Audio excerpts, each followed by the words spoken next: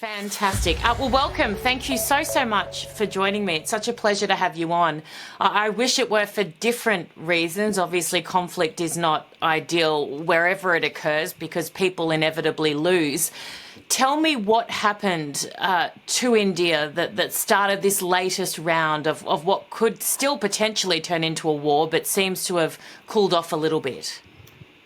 Right, I think you'll have to go back at least 8 decades to know the origins of this. Because when India was, when we got independence and when we got divided into Muslim India and Hindu India, say, or Pakistan or India, there was one princely state that didn't want to join either side, and that was Kashmir. They had the choice; they did not want to join neither India nor Pakistan.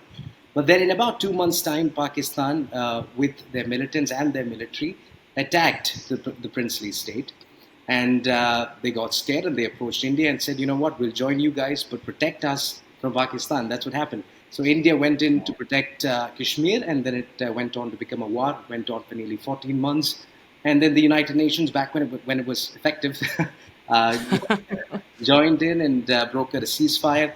And ever since then, every 1 or 2 decades or so, we would have another war on Kashmir. Pakistan still claiming for religious reasons that it's a Muslim majority state, supposed to be part of us. We want it, is what they say. So this was actually an extension of that. I mean, because for the last 5-6 years, we've never had a major terror attack in Kashmir. And one of the reasons I believe, or we Indians believe, that they decided to do this using proxies is because Kashmir for the last 5 years has been integrating well into India. Like if you look at the economy, their economy was doing well. In fact, last year they performed at 7.8%. The growth rate was 7.8%, which was higher than the national average. The number of tourists stepping in was increasing. Was close to 2.3 million tourists we had last year in Kashmir. We held an election in Kashmir, and there was a 65% turnout, which is on par with the other states. And people were happy. You could see it on social media, and even the terror attacks came down by 85% from 2019 to 24. The attack and security personnel came down by 95%. So when Pakistan sees this, when they sense that Kashmir is integrating well with India, they just don't like it. And that's when they unleash a war using proxies. And this time they used a proxy named the Resistance Front. And interestingly, they changed the name. I mean, if you look at the past, they've always had Islamic terrorist groups like Jaish-e-Mohammed or Lashkar-e-Taiba or Hizbul Mujahideen. This time around, they completely changed the narrative. They call this an internal attack, and which is why they call them the Resistance Front. There's another organization now named the People's Anti-Fascist Front, so that it appears to the world that it's not an Islamic terror group. It's actually a set of people within Kashmir who do not like to be in India, and they're just trying to liberate Kashmir. That's how it sounds like. But the truth is, it's another proxy supported and funded by Pakistan. Are there people within Pakistan and within India that believe that they are not affiliated, or is it just accepted? It's more in the Western world that those lies may be more believed. Do people within know exactly what is happening? Yeah, I mean, just look at India and look at Pakistan. I mean, we are a stable nation. We are a growing economy. In fact, we just overtook Japan to be the fourth largest economy in the world. We have stable elections. We are a democracy. We are doing well. And if you look at Kashmir's statistics for the last 5 years, just as I mentioned, it was a pretty stable state. And people want to be part of a stable state. They want to be part of a safe state, a growing state. And that's why Kashmiris are okay and they're happy being in India. Whereas Pakistan want Kashmir for multiple reasons. One is obviously religious reasons. Two, there are plenty of rivers in Kashmir which could act to their advantage if they gain control of Kashmir. And also it's a very strategically located site as well. It borders Pakistan, Afghanistan, and China. So if they obtain it, there's benefits militarily as well. So to be honest, Indians, Kashmiris, they're happy living in India. But what Pakistan does to manipulate the narrative is that they develop proxies. In fact, they send in through tunnels, just like Hamas does. Through tunnels, they smuggle militants and they disguise as normal people living there. And then they start such groups like organizations, separatist movements, to show the world or build a narrative that somehow people are not happy there and they're resisting the authoritarian rule in Kashmir, or they're resisting the fact that India is trying to hold on to Kashmir, which is not true. India Kashmiris, as you can see, are happy staying in India. They don't have an issue. And most Pakistanis, I mean, not the extremist kind, most Pakistanis also know that. But it's just the Pakistan government, the ISI, and the proxy groups that have a problem with that. The Indian Prime Minister came out very strongly. His rhetoric was very strong, very tough in response to what occurred. And then the actions that followed seemed to reflect that as well. What is India's general stance on terror? And has it been consistent, or is it toughening up, do you think? It has been consistent, but of late, especially in the context of the war, we are trying to unleash, a very good operation. We already have Operation Sindoor in place. Now, right after the ceasefire, we started Operation Keller, which specifically targets terror groups, extremist groups, and separatist groups within Kashmir. And on international platforms and forums, you can find that India has always supported fighting terrorism and funding terrorism. Against funding terrorism. But I think the one thing that India needs to focus on more at the moment is establishing the connection between Pakistan and these extremist groups.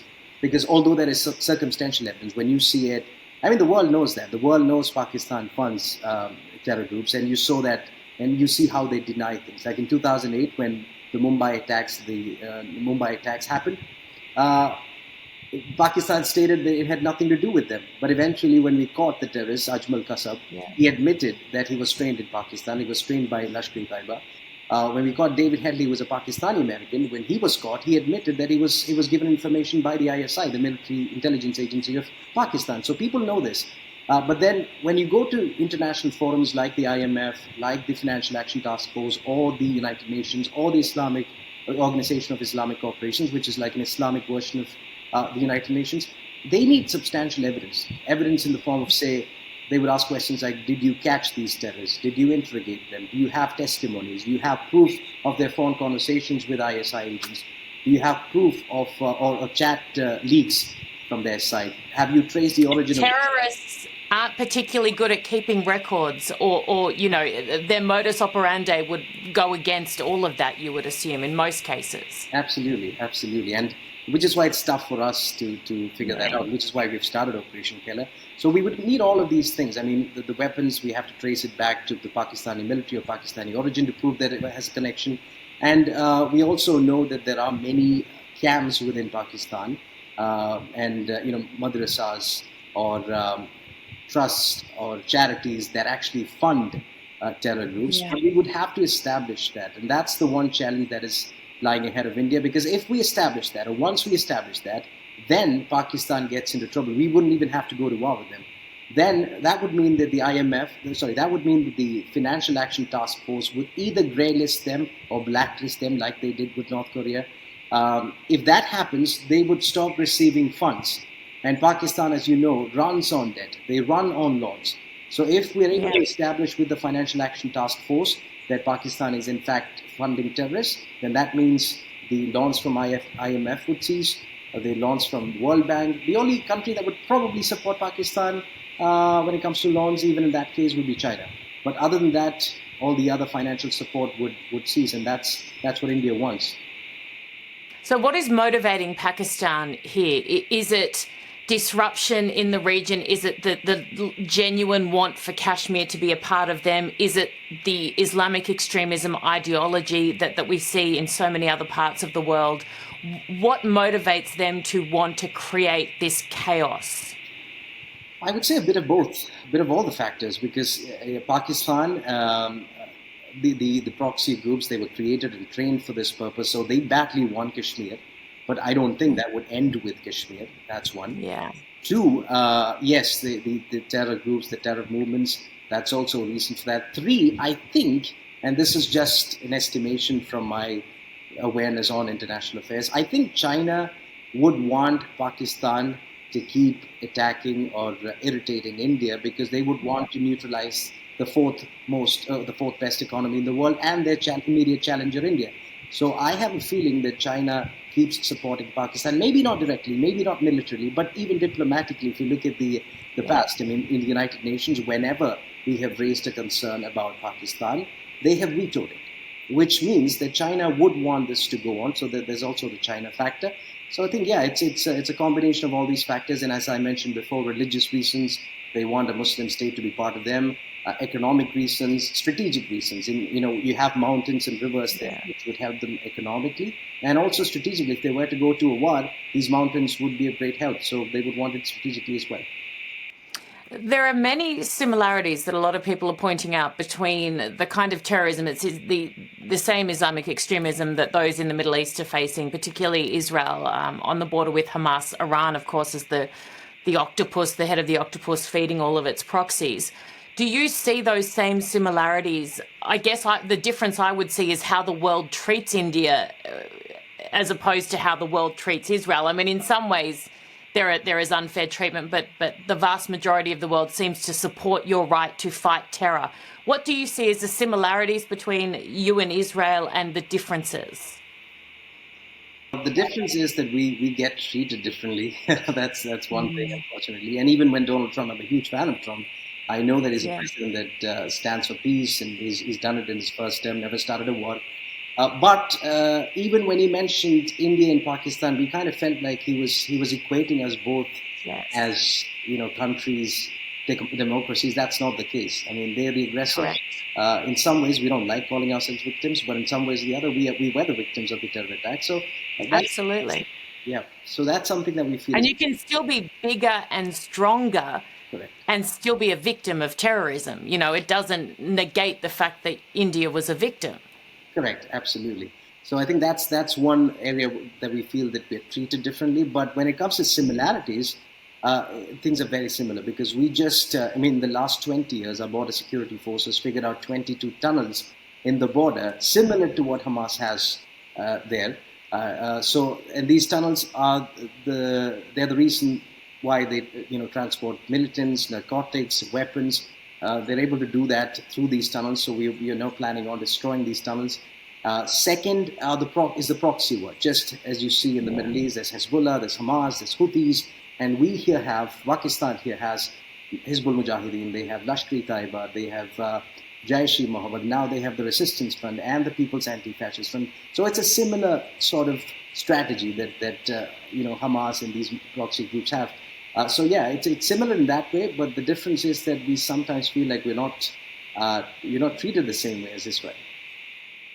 Do you find within India, is the population generally united against this terror? And that sounds like a silly thing to say because of course they would be, but we see a lot of division within Israel in how to respond. What is the domestic situation when it comes to the way the government has handled this latest attack? And what do the majority of people want? Are they satisfied with the response? Do they want more strength? Do they want, what is the talk like in India? Well, to be fair, that's a great observation because in India, as you know, although it's a Muslim, Hindu majority country, there are plenty of Muslims here as well. And one of the things that Pakistan wanted with the attack, if you see how the attack was done, they specifically took out Hindu tourists. That's what they did. They just asked, which religion do you belong to? The minute you say anything other than, if you say you're Christian or Hindu, they shoot you down. That's how they did this. So what they wanted was an internal conflict, that the Muslims in India would feel bad about this and there would be an unrest. That's what they wanted. But if you look at what happened recently, whether it's in media, across states, across religions, caste, creed, everybody stood united against this. And you can see it across even left-wing media. We have a right-wing government. Even they completely supported the Prime Minister. People of different religions, they stood up for India, which was great to see. So in that case, Pakistan wasn't able to quite accomplish that, although that's what they wanted. So yeah, we did stay united. I know, and it's great that you observed that because you usually don't hear that. That was actually what Pakistan wanted as well, but we did stay united. That's fantastic. That's fantastic. Well, when you look at the world and the way that so many have, and I say pretended, and I don't think it's all malicious, but those who march in the streets, thousands, hundreds of thousands, that appear to be supporting Hamas, a terrorist organization. They say that they care about innocent people, in Gaza, but for the most part, their hate for Israel and hate for Jews is much greater. Do you look around the world after 20-something Hindus were shot dead in the most callous, horrific way, and wonder where all the marchers are, where are all the people in left-wing universities in Australia, America, the UK?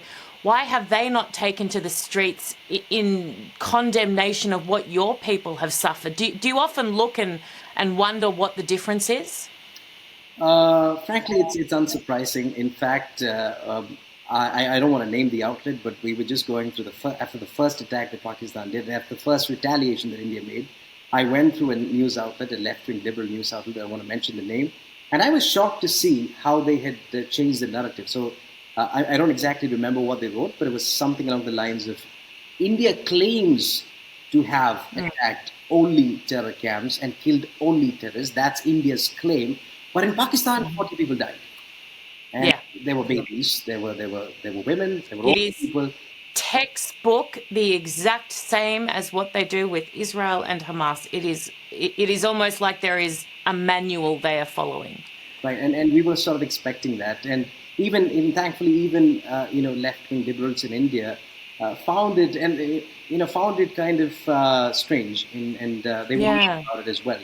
Thankfully, but yeah, Yes. that's one thing that we were not surprised about. We were expecting that because we saw how the Israel-Hamas war was also covered as well by most of these media outlets. So we were not surprised with that. However, which is why that's also why I think India should establish the connection. They have to be able to establish the connection with substantial proof so that they can show the world and the international forums that this is what their narrative is. And it's not true because we have the proof. So I think it's time India act strongly and expose Pakistan and their connections with the terror groups. So last question now for you, and I look at, is the war now done as you see it? Did we avoid horrific bloodshed, or is there a chance that it hasn't ended, that we're still in the beginning of a war, or what's the next step? What will happen next in this? Do you think both parties now, with the US involved with trade, will now just are appeased essentially? Like, what is your take? Well, as far as ceasefires go, Pakistan has always violated ceasefires. From 2010, if you look at the data of the last 15 years, they've always violated ceasefires. But we think we are at an advantage largely because of the issues that are happening within Pakistan. Because they have an economic crisis at the moment, as you are aware. A rising inflation, blackouts, rising debt, an unemployment crisis. With that, they have a lot of internal separatist movements that are intensifying as well. There's the Balochistan movement who are asking for a separate state. In fact, yesterday, they came out on social media announcing Balochistan as a separate state. So that's intensifying on the one side. There's a Sindh area where they're also trying to frame another state called Sindhu Desham. There's a movement called JSMM that is fighting the Pakistani security personnel. There is Tehreek-e-Taliban, who is attacking Pakistani police stations and military camps. And then there's a PTI, the opposition party of Imran Khan, who is using this opportunity to put the blame back at the government, saying we are already in an economic crisis. Why did you go for an unnecessary war? And even PPP, the Pakistan's People Party, which is part of the coalition of Shehbaz Sharif, has started criticizing them. So I don't think Pakistan is in a stage now to go back to war. However, there is one possibility. They might use the proxies again, because what India did was we made targeted attacks and destroyed many of their training centers and camps, terror camps. So we wouldn't be surprised if a month later, one of these proxy groups comes and attacks India, and Pakistan, as usual, would say, we have got nothing to do with that. It was just the proxy. It's Jaish-e-Mohammed. You attacked their camp. This is what you would expect. That's what they do. I know I said last question. I just want to ask you quickly, because when you were talking about the internal mechanisms of Pakistan, and we know that Imran Khan obviously is in jail, there's a lot happening. The majority of people in Pakistan, do you believe, want peace? And is it the extremist element? Or do you think most people would agree with what the government is doing, the ideology that exists, and the proxies who are acting on their behalf? The truth be told, I think it has got to do a lot with the media narrative, because what we see in India, what we see outside of India, it's not the same narrative that Pakistan pushes. But so they get fed that the government controls a lot of that media, the information, the narrative. Almost like a mini version of North Korea. So Yeah. you get the information, one-side information. But having spoken to some very few Pakistani friends that I have, and that some of my friends have, they claim that they just want to live in peace. They just want a stable economy. They do not want war. They do not want to kill civilians. They just want to live a peaceful life, and that's what they want. But about the issue of Kashmir, they're confused because of the narrative that the media in Pakistan pushes. But other than that, when it comes to war, I don't think a large majority of Pakistanis want that. It's just the extremists and the government and the proxy groups that want that. Nirmal, Abraham, thank you so much. You are brilliant. You explain that so clearly and so well. And I'm so grateful that you've given me some of your time. And please join us again. Thank you so much. Thank you, Erin. It was an absolute honor joining you as well. Thank you.